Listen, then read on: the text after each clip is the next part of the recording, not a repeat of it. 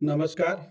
સમગ્ર શિક્ષા રાજ્ય કચેરી ગાંધીનગર દ્વારા ખાસ કરીને જે નવી વોકેશનલ શાળાઓ છે તેના આચાર્યશ્રીઓને ઘણા બધા ગ્રાન્ટ સંબંધિત જે પ્રશ્નો હતા કે વોકેશનલ એજ્યુકેશન અંતર્ગત મંજૂર થયેલ નવી શાળાઓમાં સિંગલ ટ્રેડ હોય, ડબલ ટ્રેડ હોય, તો આ સંદર્ભે કેટલી ગ્રાન્ટ આખા વર્ષ દરમિયાન મળવાપાત્ર રહેશે, તેનો ખર્ચ કેવી રીતે કરવો, કયા હેડ અંતર્ગત કઈ કઈ ગ્રાન્ટ મળશે, એનું વિગતે માર્ગદર્શન માટે ઘણા બધા જિલ્લાના કોઓર્ડિનેટરશ્રીની તેમજ આચાર્યોની અને બીઆરપી કોઓર્ડિનેટરની રજૂઆત મળેલ, જે અન્વયે તમામને ઉપયોગી બની શકે તે હેતુથી રાજ્ય કચેરી ગાંધીનગર સમગ્ર શિક્ષા દ્વારા માનનીય એસપીશ્રી અને એએસપીશ્રીની પ્રેરણાથી આજનું આ એક ટૂંકા સેશનનું આયોજન કરેલ છે. તો ખાસ કરીને ભારત સરકારના મંત્રાલય દ્વારા એનએસક્યુએફ કોર્સ અંતર્ગત ભારત સરકારનું જે સેન્ટ્રલી સ્પોન્સર સ્કીમનું બજેટ છે અંતર્ગત રાજ્યની સરકારી અને અનુદાનિત માધ્યમિક અને ઉચ્ચતર માધ્યમિક શાળાઓ કે જે 9 થી 10 અથવા 9 થી 12 એટલે કે સેકન્ડરી અથવા કોમ્પોઝિટ સ્કૂલ તરીકે જે કાર્યરત છે, આવી શાળાઓ કે જેણે વર્ષ 2024-25ના પ્રોજેક્ટ અપ્રુવલ બોર્ડ માટે જે તે ટ્રેડની દરખાસ્ત કરેલ હતી, આ દરખાસ્તોની ભારત સરકાર દ્વારા મંજૂરી આપવામાં આવેલ છે. આ મંજૂરીની વિગતો આપણે દરેક જિલ્લા અને શાળાઓને મોકલી આપી છે.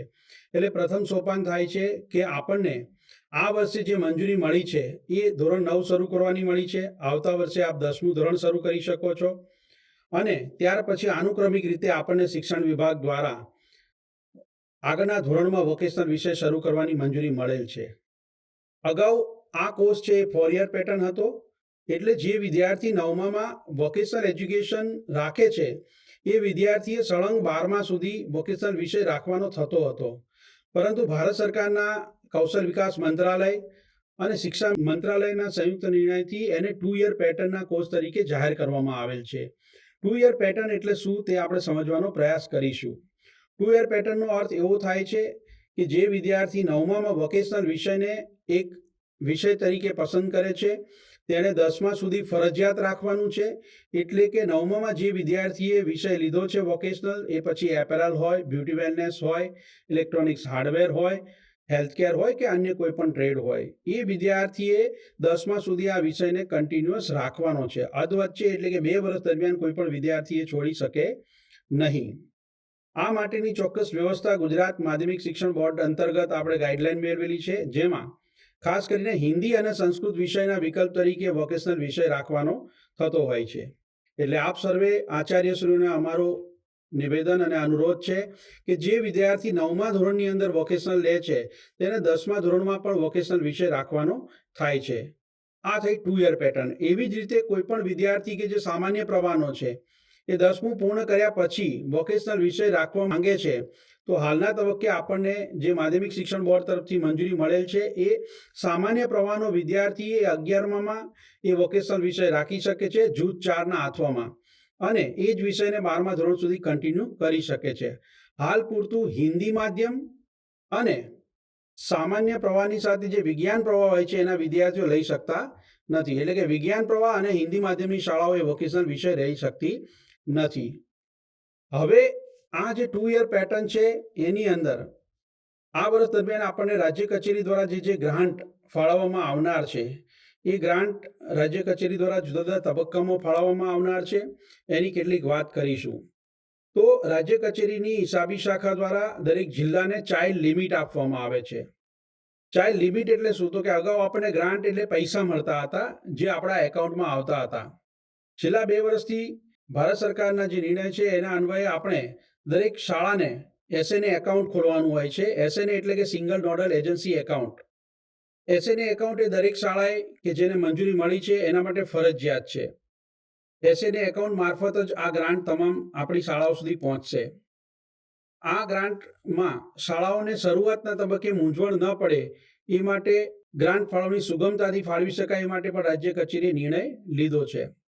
તો આ એસએનએ એકાઉન્ટ શું છે એની અગાઉના વિડીયોમાં અમે માહિતી આપેલી હોવાથી અને અમે રિપીટ નથી કરતા, પરંતુ આઈસીઆઈ બેંકનું ફરજિયાત રીતે એકાઉન્ટ ઓફિસરના સહયોગથી આપે ફોર્મ મેળવી અને જિલ્લા આઈસીઆઈના જે નોડલ ઓફિસર છે એના સહયોગમાં રહી અને આપણે એસએનએ એકાઉન્ટ ખોલાવવાનું છે.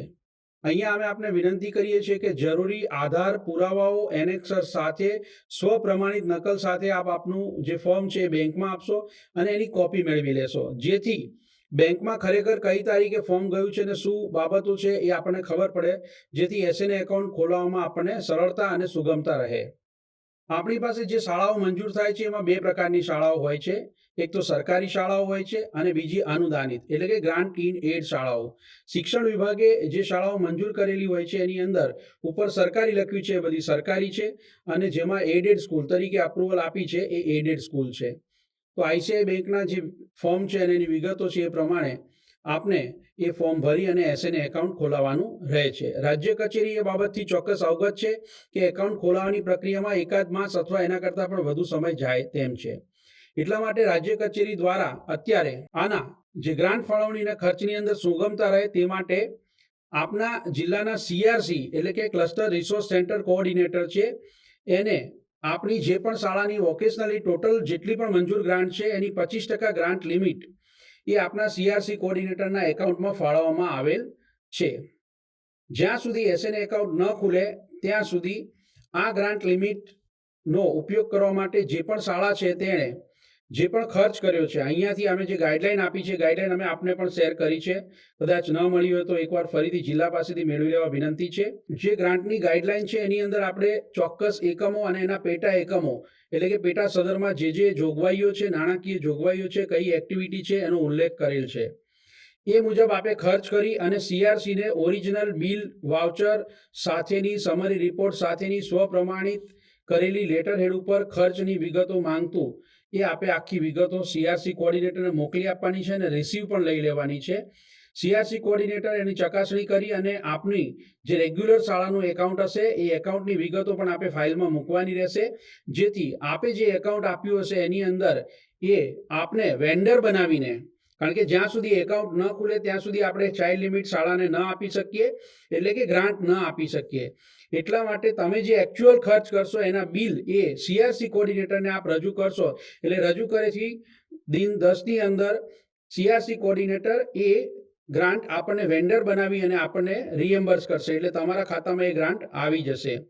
આ ગ્રાન્ટ પછી જ્યારે બીજો ખર્ચ થાય ત્યારે પણ આ જ રીતે ફાઇલ બનાવી અને સીઆરસી કોઓર્ડિનેટર રજૂ કરવાની છે અને એ તમને રીએમ્બર્સ કરી આપશે. અહીંયા જિલ્લાના એઆરવી કોઓર્ડિનેટર અને હિસાબી અધિકારીઓને વિનંતી છે કે જ્યાં એસએનએ એકાઉન્ટ ખુલી ગયા છે, અમારી જાણ મુજબ રાજ્યના 215 જેટલી સરકારી શાળાઓ અને લગભગ 100 કરતાં પણ વધુ અનુદાનિત શાળાઓમાં એસએનએ એકાઉન્ટ ખુલી ગયા છે. જ્યાં એસએનએ એકાઉન્ટ ખુલી ગયા છે અને મેપિંગની પ્રક્રિયા પણ પૂર્ણ થઈ ગઈ છે, આવી તમામ શાળાઓમાં આપણે એસએનએ દ્વારા જ ગ્રાન્ટ લિમિટ ફાળવવાની થાય છે. આપણું અંતિમ લક્ષ્ય તો એસએનએ મારફત ગ્રાન્ટ થાય એ જ છે, એટલે કે ખર્ચ અને એકાઉન્ટની વિગતો એ એસએનએ દ્વારા જ કરવાની છે. સીઆરસી કોઓર્ડિનેટર દ્વારા ફાળવવાની થતી ગ્રાન્ટ એ વૈકલ્પિક વ્યવસ્થા છે. જ્યારે શાળાનું એસએનએ એકાઉન્ટ ખુલી જાય કે તરત જ શાળાની એસએનએની ડિટેલ એ જિલ્લા કક્ષાએ આવી જશે અને જિલ્લાએ ત્યાર પછીની જે પણ ગ્રાન્ટ ફાળવવાની થતી હોય એ એસએનએ એકાઉન્ટ મારફત જ ફાળવવાની થાય છે. અહીંયા આપણને જે પ્રશ્નો થતા હતા, જે અમને અહીંયા જે પ્રશ્નો મળ્યા છે, આ થઈ બેઝિક વાત કે ગ્રાન્ટ કેવી રીતે આવશે, એસએનએ ન ખુલે ત્યાં સુધી કેવી રીતે આવશે. તો મને લાગે છે કે આ સ્પષ્ટતા પૂરતી છે. ત્યારબાદ તમારા જે પ્રશ્નો હતા કે આખા વર્ષ દરમિયાન અમારી પાસે કઈ પ્રવૃત્તિની કઈ ગ્રાન્ટ આવશે અને શું ખર્ચ કરવાનો છે, તો અહીંયા હું આપને થોડીક વિગતો જણાવી દેવા માંગુ છું કે રાજ્ય કચેરી દ્વારા જ્યારે વોકેશનલ શાળાની મંજૂરી આવે છે ત્યારે પહેલું જ કામ હોય છે વોકેશનલ ટ્રેનરની નિયુક્તિ. વોકેશનલ ટ્રેનરની નિયુક્તિ હાલ આપણી શાળાઓમાં થઈ ચૂકી છે. કેટલીક શાળાઓમાં આંતરિયાળ વિસ્તારને એવા દુર્ગમ વિસ્તાર હોવાને કારણે અથવા નિયત લાયકાત અને અનુભવ ધરાવતા વોકેશનલ ટ્રેનર ન મળવાને કારણે બાકી હશે, પણ અમારી પાસે જે અપડેટેડ માહિતી છે એમાં 1733 પૈકી લગભગ 1622 શાળાઓની અંદર હાલની સ્થિતિએ વોકેશનલ ટ્રેનર કાર્યરત છે. 1 ઓગસ્ટ પહેલા તમામ શાળાઓમાં આ વોકેશનલ ટ્રેનર નિયુક્ત થઈ જશે. એ માટે રાજ્ય કચેરી પ્રતિબદ્ધ છે અને જિલ્લાનું રિવ્યુ પણ સમયાંતરે લેવામાં આવે છે. એટલે અહીંયા આપણે શું કામ કરવાનું રહેશે એની અમે થોડીક માહિતી આપીએ કે વોકેશનલ ટ્રેનરની નિયુક્તિ એ જિલ્લા દ્વારા કામચલાઉ કરવામાં આવશે. ત્યારબાદ એજન્સીઓ નક્કી થઈ ગઈ છે, એ એજન્સીઓ દ્વારા કરવામાં આવશે અને વોકેશનલ ટ્રેનર એ શાળામાં ફરજિયાતપણે પૂર્ણકાલીન રહેવાનું છે. એ વિઝિટિંગ નથી, પરંતુ શાળાના શિક્ષકો જેમ શાળાના કામકાજના દિવસોમાં પૂરેપૂરો સમય આપે છે એમ વોકેશનલ ટ્રેનરે શાળામાં પૂરતો સમય રહેવાનું છે. રાજ્ય કચેરી દ્વારા પ્રતિમાસ ₹18,000નું માનદ વેતન તેની હાજરીને ધ્યાને રહીને ચૂકવવામાં આવે છે. આ ચૂકવણું પણ જિલ્લા કક્ષાએથી કરવામાં આવતું હોય છે. અહીંયા પ્રિન્સિપલ શ્રીઓને અમારી વિનંતી છે કે લાઇટ હાઉસ એપ્લિકેશનની અંદર આપનું લોગિન કરવાનું રહેશે અને જે પણ વીટી છે એનું પણ લોગિન કરવાનું રહેશે. લાઇટ હાઉસની અંદર વોકેશનલ ટ્રેનરની દૈનિક હાજરી ભરવામાં આવશે. એ હાજરીને જિલ્લો અને વોકેશનલ ટ્રેનિંગ પ્રોવાઈડર સંસ્થા આ બંને ડાઉનલોડ કરી શકશે. આ ઉપરાંત આપે પણ મહિનાના અંતે 1 થી 5 તારીખ દરમિયાન આ હાજરીનું પત્રક ડાઉનલોડ કરી આપ સાહેબશ્રીની સહી અને આપની શાળાના જે રાઉન્ડસીલ અને આપનો જે ઓથોરાઇઝ જે સ્ટેમ્પ છે એ સાથે આપે શાળાને મારફતથી જિલ્લાને ઈમેલ અને હાર્ડ કોપીમાં બંને રીતે મોકલી આપવાનું થાય છે. નિયમિત જ્યાં આ પ્રમાણપત્ર જશે એના આધારે વોકેશનલ ટ્રેનરની સેલરી પણ નિયમિત થતી રહેશે. તો અહીંયા આપના એક મુદ્દાનો અહીંયા ઉકેલ આવે છે કે વોકેશનલ ટ્રેનર કેવી રીતે રહેશે, શું કામ કરશે, એનો પગાર કોણ કરશે. બીજા કેટલાક આચાર્યશ્રીઓના ડાઉટ એવા હતા કે મહેકમનો ભાગ રહેશે, અમારે અલગથી હાજરી પત્રક નિભાવવાનું, શું કરવાનું. તો એજન્સી મારફત જે નિયુક્ત થાય છે વોકેશનલ ટ્રેનર એ શાળા મહેકમનો ભાગ નથી. ધારો કે ધોરણ 10 અને હિન્દી અને સંસ્કૃતના ટીચર છે તો એના માર્ગદર્શક નોડલ ટીચર તરીકે રહેશે, જેથી એનો જે કાર્યભાર છે એ સંસ્કૃત અને હિન્દીના ટીચરના કાર્યભારમાં ગણવામાં આવશે. એ જ રીતે ધોરણ 9 થી 10ની અંદર જે વ્યવસ્થા છે એમાં 11-12માં પણ જ્યારે ચોથા વિષયના વિકલ્પ તરીકે કોઈ વિદ્યાર્થી એ વિષય રાખે છે તો જે વિષયના વિકલ્પ તરીકે છે એ શિક્ષક છે નોડલ શિક્ષક તરીકે રહેશે, જેથી અહીંયા કોઈ શિક્ષકને ફાજલ થવાનો કે એની કામગીરી ઘટવાનો કોઈ પ્રશ્ન રહેતો નથી. એ શિક્ષક શ્રી આ વોકેશનલ ટ્રેનરના માર્ગદર્શક તરીકે કામ કરવાનું છે. તેને વિવિધ રેકોર્ડ નિભાવવામાં, વર્ગ વ્યવહાર કરવામાં, લેસન પ્લાન તૈયાર કરવામાં, થિયરી અને પ્રેક્ટિકલના એસેસમેન્ટમાં જરૂરી માર્ગદર્શન અને સૂચના આપવાની છે. હા, એ પ્રિન્સિપલ અને જે ટીચર્સ છે એની ચોક્કસ પ્રકારની તાલીમનું આયોજન પણ રાજ્ય કચેરી અને જિલ્લા દ્વારા કરવામાં આવી રહ્યું છે. તો આ થયો ટીચર્સને લગતો પ્રશ્ન કે વોકેશનલ ટ્રેનર. આપના ત્યાં વોકેશનલ ટ્રેનર યોગ્ય રીતે નિયમિત ન આવતા હોય અથવા એનું વર્તણૂક બરોબર ન હોય અથવા એને સંબંધિત ફરિયાદ હોય તો પ્રાથમિક રીતે કુદરતી ન્યાયના સિદ્ધાંત મુજબ આપે જિલ્લાને જાણ કરવાની છે અને જિલ્લાના દ્વારા એને જે કંઈ પણ વિગતો અંગે ચોક્કસ ખરાઈ કરશે અને ત્યારબાદ એને દૂર કરવા કે કેમ કરવા એ અંગે નિર્ણય લેવામાં આવશે. બીજા તબક્કામાં આવે છે પાઠ્યપુસ્તકો. તો રાજ્ય કચેરી દ્વારા જે અગાઉ પત્ર કર્યો છે એમ 3 જેટલા ચેપ્ટર જે આપને જરૂરી લાગતા હોય એની સ્થાનિક કક્ષાએથી આપણે ફોટોકોપી કરાવી અને વિદ્યાર્થીઓને આપવાની છે. ઓગસ્ટ 10 સુધીમાં રાજ્ય કચેરી દ્વારા તમામ શાળાઓને જ્યાં ગુજરાતી માધ્યમમાં વોકેશનલ વિષય ચાલે છે ત્યાં પાઠ્યપુસ્તકો પહોંચાડવામાં આવશે. અગાઉ રાજ્ય કચેરી દ્વારા એક પરિપત્ર કરવામાં આવેલ છે જેમાં સૂચના આપવામાં આવેલ છે કે અંગ્રેજી માધ્યમ અને અન્ય માધ્યમના પુસ્તકો એ સમગ્ર શિક્ષાની જે વેબસાઇટ છે, યુટ્યુબ લિંક છે અને અન્ય જે લિંક દ્વારા આપણે શાળાને પણ મોકલી આપવામાં આવે છે એ લિંકથી આપ ડાઉનલોડ કરી શકો છો PDF. કંઈ પણ મૂંઝવણ હોય તો જિલ્લાના અંદર ડિસ્ટ્રિક્ટ કોઓર્ડિનેટર અને રિસોર્સ પર્સન છે, આ ઉપરાંત રાજ્ય કચેરીનો પણ સંપર્ક કરી શકો છો અને એના દ્વારા આપને આ પુસ્તક મળી શકે છે. આપ RC મુજબ અથવા અન્ય રીતે એની ફોટોકોપી કરાવીને વિદ્યાર્થીઓને આપી શકો છો. આ વર્ષ પૂરતી આપની આ અન્ય જે લેંગ્વેજ છે એની મુશ્કેલી રહેશે, પણ રાજ્ય કચેરી એ બાબતમાં પણ ગંભીર છે.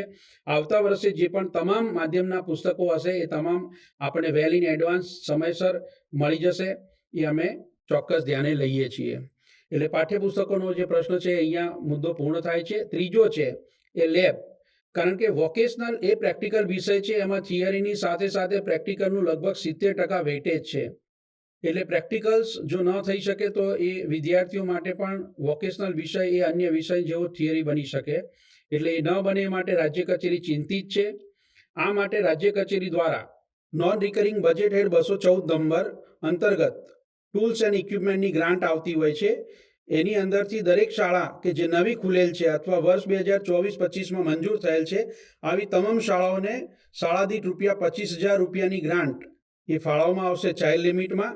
જ્યાં SNA એકાઉન્ટ ન ખુલ્યું હોય ત્યાં CRC કક્ષાએ આ લિમિટ જશે અને CRC કોઓર્ડિનેટર દ્વારા એ તમને લિસ્ટ પણ મળશે કે કયા સાધનો ખરીદી શકાય. એનું સૂચક લિસ્ટ એ અમે આપને મોકલી આપીશું. સૂચક લિસ્ટ એ ફરજિયાત એ જ લેવું એવો કોઈ આગ્રહ નથી, પરંતુ શાળાને જ્યાં જરૂર લાગે તેવા નાના મોટા સાધનો કે જે અભ્યાસક્રમના ભાગરૂપે હોય. ઉદાહરણ તરીકે લઈએ કે એગ્રીકલ્ચર વિષય છે, જેની અંદર અમારી યાદીમાં ખુરપીનો સમાવેશ નથી થયો, પરંતુ આપના વોકેશનલ ટ્રેનર અને આપને જરૂર લાગે છે કે 9મા ધોરણનો જે એકમ છે ખરીફ પાકને લગતો અને અન્ય, તો એની અંદર ખુરપી, દાંતરડું, હળ એની જરૂર પડે છે. તો જે માઇનોર ટૂલ ગ્રાન્ટ છે એની અંદર આપ સ્થાનિક કક્ષાએથી એની ખરીદી કરી શકો છો. એની મર્યાદા રહેશે 25,000ની. એ જ રીતે હેલ્થકેર ટ્રેડ છે કે જેમાં નાના મોટા લોકલી સાધનો કે જે અમારી યાદીમાં સમાવેશ ન હોય, પરંતુ શાળાને જરૂરિયાત લાગતી હોય કે હેલ્થકેર ટ્રેડના ચોક્કસ એકમો માટે 25,000ની મર્યાદામાં ખરીદી શકાય છે, તો એ ચોક્કસ લઈ શકાય છે. એવી રીતે ઇલેક્ટ્રોનિક્સ, હાર્ડવેર અને ઓટોમોટિવ ટૂલ છે કે જેમાં સ્પેનર સેટ છે અથવા નાના મોટા સાધનો છે. ઘણી શાળાઓએ ખૂબ સારા પ્રયાસો કર્યા છે. હું ઉદાહરણ આપવા માંગીશ કે વિદ્યાર્થીઓની અંદર ઘરની અંદર જૂના નાના મોટા જે ખરાબ થયેલા મિક્સચર છે, ગ્રાઇન્ડર છે અથવા અન્ય એવા સાધનો છે જેમના ઉપયોગમાં નથી, એવા સાધનો શાળાની લેબમાં લાવ્યા છે અને વિદ્યાર્થીઓને એની કાર્ય પદ્ધતિ કેવી રીતે સમજાય એના માટે ઉપયોગ કરે છે. હમણાં જ એક શાળા એ જૂનું એક બાઇક હતું એ લઈ આવ્યા હતા અને એનું એન્જિન ખોલી અને વિદ્યાર્થીઓને કયા સ્પેરપાર્ટ આવે છે એને સમજ આપવા માટે અને એ રીતે એનો ઉપયોગ કર્યો હતો. એવી જ રીતે એક શાળામાં હેલ્થકેર માટે નજીકમાં જ આપણી સરકારી હોસ્પિટલ હતી, તો નિયમિત રીતે સરકારી હોસ્પિટલની સમયાંતરે વિદ્યાર્થીઓની સલામતી સાથે મુલાકાત કરવામાં આવતી હતી અને વિદ્યાર્થીઓને નાના મોટા સાધનોનો પરિચય પણ કરવામાં આવતો હતો. કારણ કે આપણી દુનિયા છે કૌશલ્યની દુનિયા છે, એટલે સ્કિલની દુનિયા છે. એમાં વિદ્યાર્થીને કાર્યજગત સાથે જેટલો જોડાવાનો પ્રયત્ન થશે અથવા એ અભિગમ રહેશે એટલું એને ફાયદાકારક રહેશે. તો અહીંયા 25,000 રૂપિયા જે માઇનોર ટૂલ ગ્રાન્ટ આપવામાં આવે છે એ વૈકલ્પિક છે કે જ્યાં સુધી રાજ્ય કચેરી દ્વારા ટેન્ડર કરી અને લેબ આપના સુધી ન પહોંચે ત્યાં સુધી આ વ્યવસ્થા રાજ્ય કચેરી દ્વારા કરવામાં આવી છે. આ માટેની ચોક્કસ એક વિધિવત રીતે રાજ્ય કચેરીની કમિટી અને ટીમ દ્વારા નક્કી થયેલી લેબ આપની શાળાઓમાં પહોંચાડવા માટે જેમ મારફત પ્રક્રિયા કરી અને એ પ્રક્રિયા કરવામાં આવશે, પરંતુ એમાં 8 થી 9 માસનો સમય જતો હોય છે. ઘણી વખતે અન્ય કારણોથી વિલંબ પણ થતો હોય છે, પરંતુ એ ન થાય એ માટે દરેક શાળાને આપણે 25,000 રૂપિયાની માઇનોર ટૂલ ગ્રાન્ટ ફાળવવામાં આવે છે. વોકેશનલ ટ્રેનરનો પગાર છે એ બીજો મુદ્દો છે એનો પેટા. તો વોકેશનલ ટ્રેનરનો જે પગાર છે એ જિલ્લા કક્ષાએથી રિએમ્બર્સ કરવામાં આવે છે. એમાં આચાર્યશ્રીએ માત્ર પ્રમાણપત્ર આપવાનું હોય છે.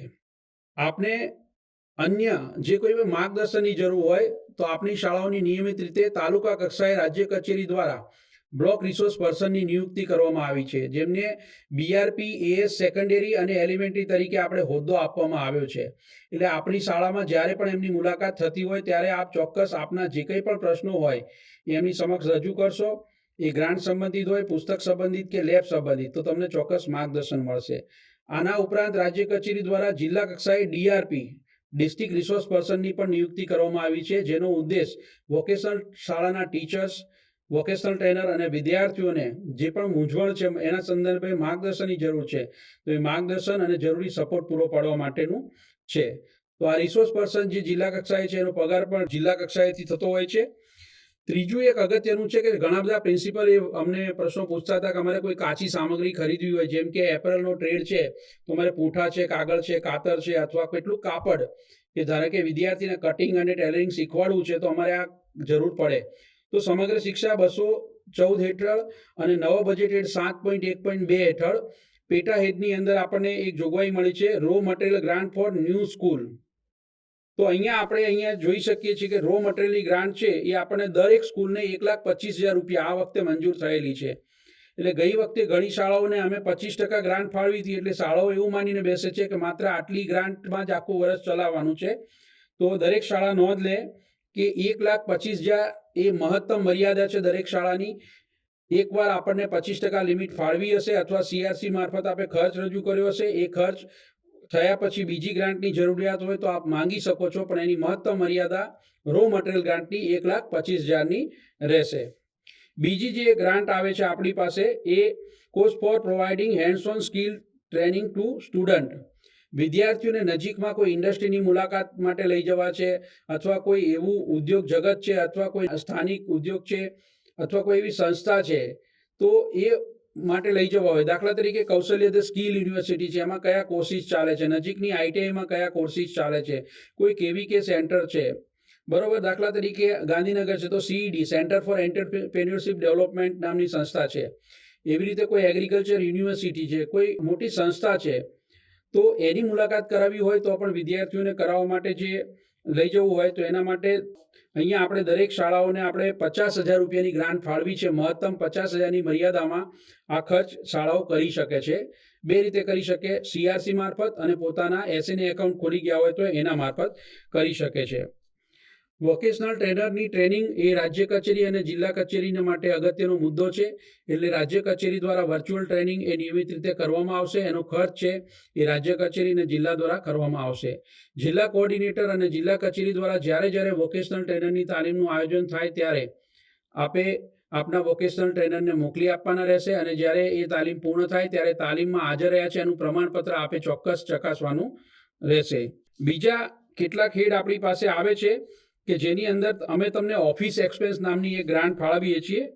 તો ઓફિસ એક્સપેન્સનો હેતુ એ છે કે ઓફિસ માટે જરૂરી જે ખર્ચા કરવા પડતા હોય, દાખલા તરીકે તમારે કોઈ ફાઇલો નિભાવવી છે, નાનું મોટું કપબોર્ડને લગતો ખર્ચ છે, અથવા અન્ય એવા ખર્ચા કે જે તમારે ઓફિસના કામ માટે જરૂરી હોય. તો કોઈને આવવા જવાનું થયું છે જિલ્લા કચેરીમાં તો એને લગતો આવવા જવાનું ભાડું છે અથવા અન્ય કોઈ ખર્ચ થયો છે, તે ઓફિસ એક્સપેન્સ અંતર્ગત 1,25,000ની મર્યાદામાં એ પણ ખર્ચ કરી શકાય છે.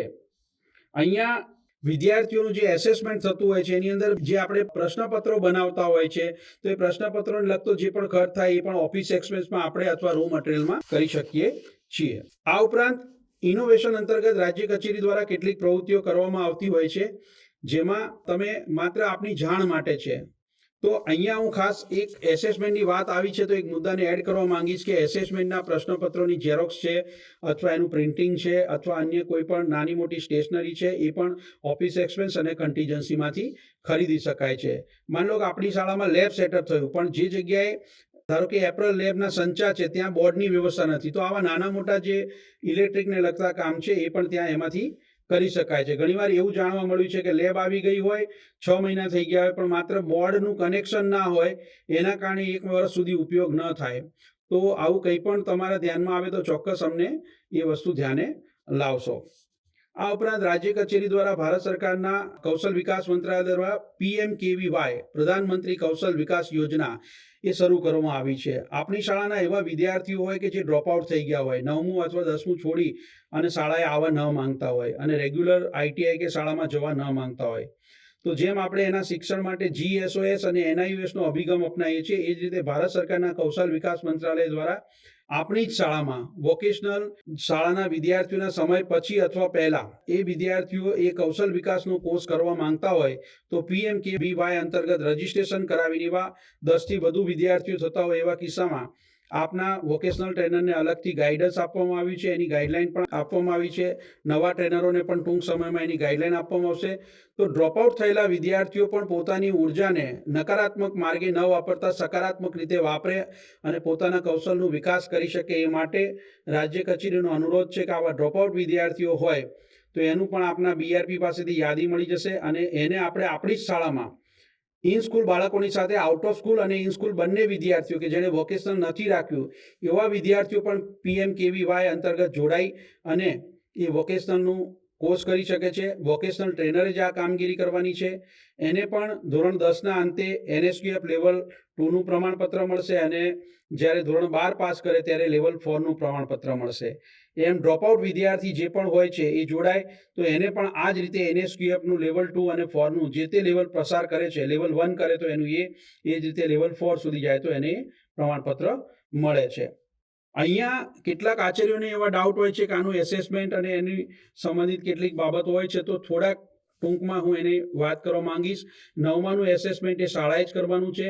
અન્ય વિષયના જે માર્ક્સ હોય છે સત્રાંત પરીક્ષાની અંદર 50 ગુણની કે જે પણ હોય છે એ શાળાના વોકેશનલ ટ્રેનરે અન્ય શિક્ષકોનું જે પ્રેક્ટિકલ વિષય જેમ કે કમ્પ્યુટર છે, ઉદ્યોગ છે, કૃષિ છે, એવા જે પ્રેક્ટિકલ વિષયો છે, ચિત્ર છે, કલા છે, એ વિષયો જૂથ 4માં, કારણ કે 9મામાં આપણે જૂથ 4ના વિકલ્પ તરીકે આ વિષય લેતા હોઈએ છીએ, તો એ રીતે પ્રેક્ટિકલ વિષયોની જેમ જ આ પેપર કાઢવાનું છે.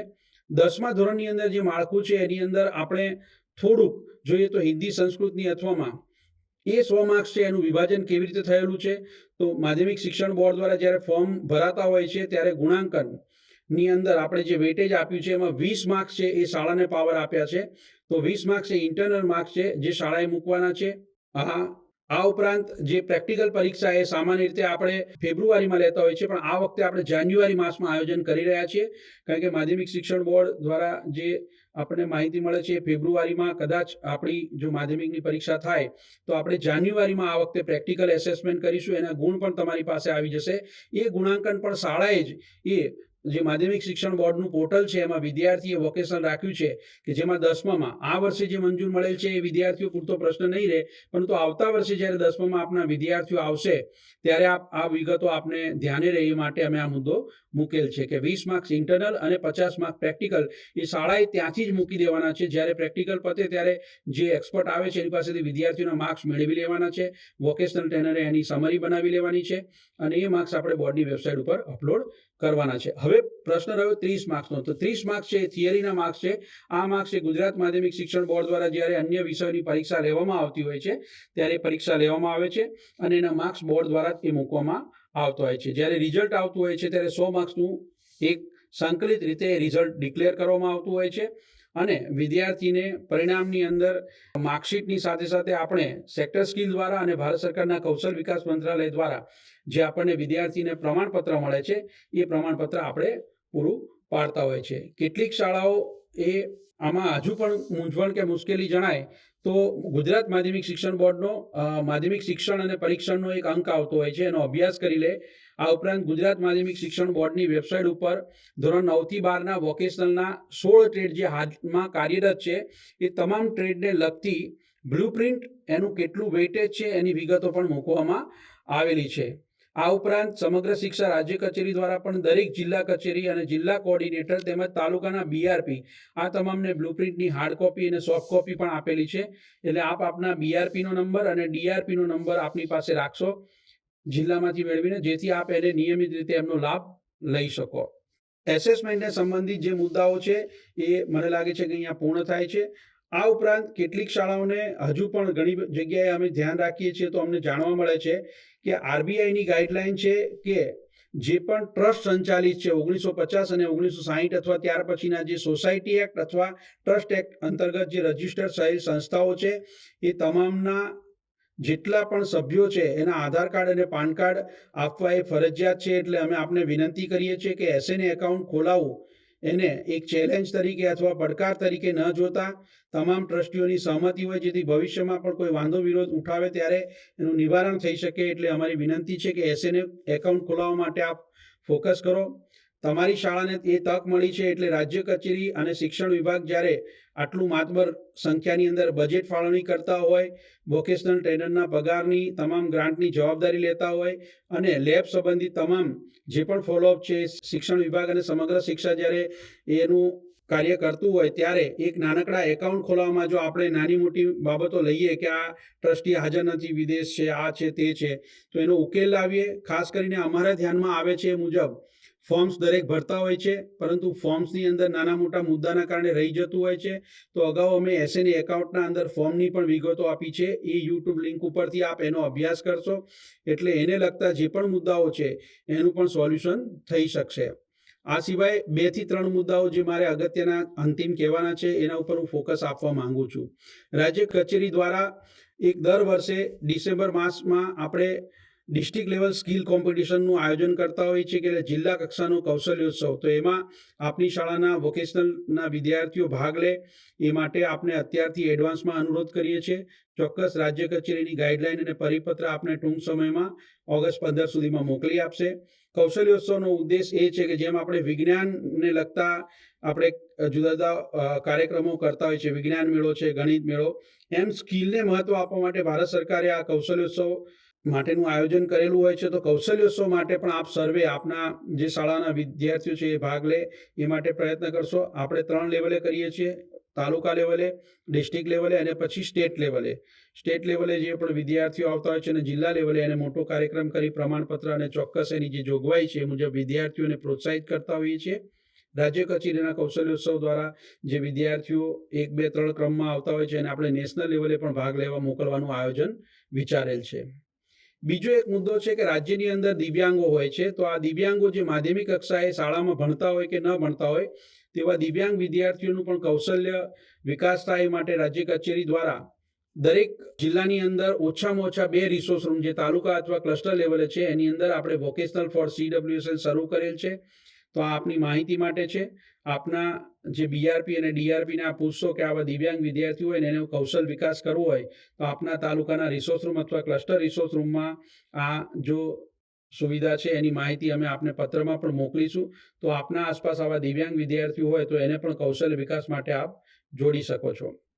અહીંયા મને લાગે છે કે જે આપના SNA એકાઉન્ટ સંબંધિત અથવા ગ્રાન્ટ કેટલી આવવાની છે, ટીચરનો પગાર છે, લેબની વ્યવસ્થા, શાળાની અંદર જે પુસ્તકો છે એને લગતી વ્યવસ્થા, બ્લુપ્રિન્ટ છે, એસેસમેન્ટ છે એને લગતી વ્યવસ્થા, ઉપરાંત તમારા જે ટીચર્સ છે એને વર્ચ્યુઅલી ક્યાંય પણ માહિતી જોઈતી હોય કે બ્યુટી વેલનેસમાં કેવી રીતે વર્ક કાર્ય કરવું, કેવું લેસન પ્લાન, તો એના માટે રાજ્ય કચેરી યુટ્યુબ ચેનલ પણ કરેલ છે અને દીક્ષા પોર્ટલ ઉપર આપણી તમામ પુસ્તકો અવેલેબલ છે.